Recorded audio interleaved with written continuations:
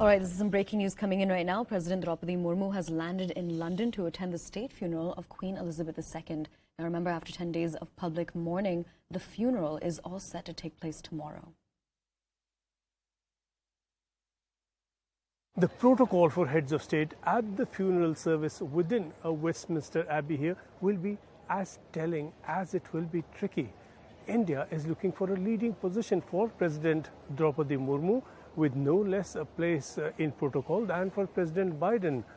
With the US, Britain has, of course, an old and special relationship, but as the funeral arrangements go, the Commonwealth is being given preeminence in line with the Queen's lifelong passion for it.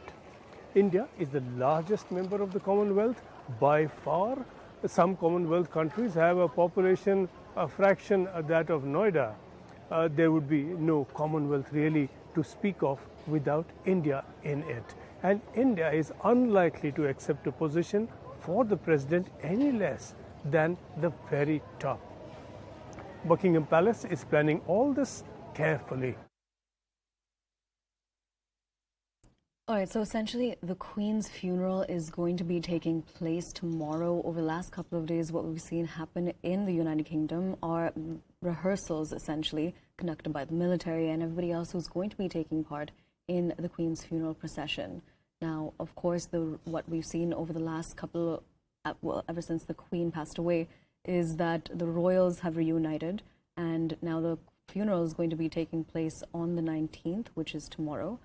Right now, the information that we've received is that President Droupadi Murmu has landed in London. She is going to be representing India at the Queen's funeral, which is taking place tomorrow, and she's going to be paying tribute to the Queen.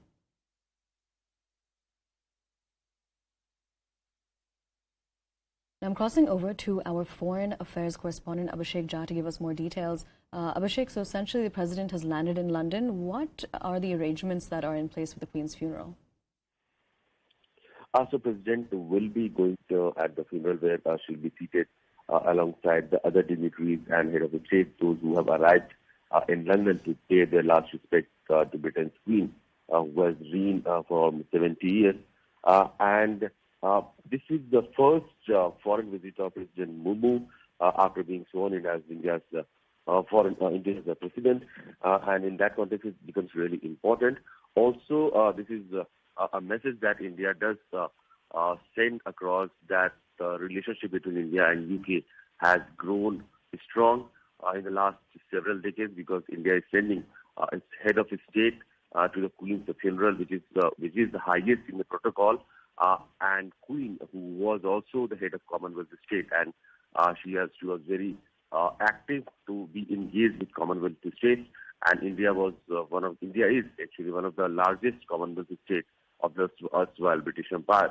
So in that context, it becomes important that India is sending the highest dignitary as per the protocol to the Queen's farewell.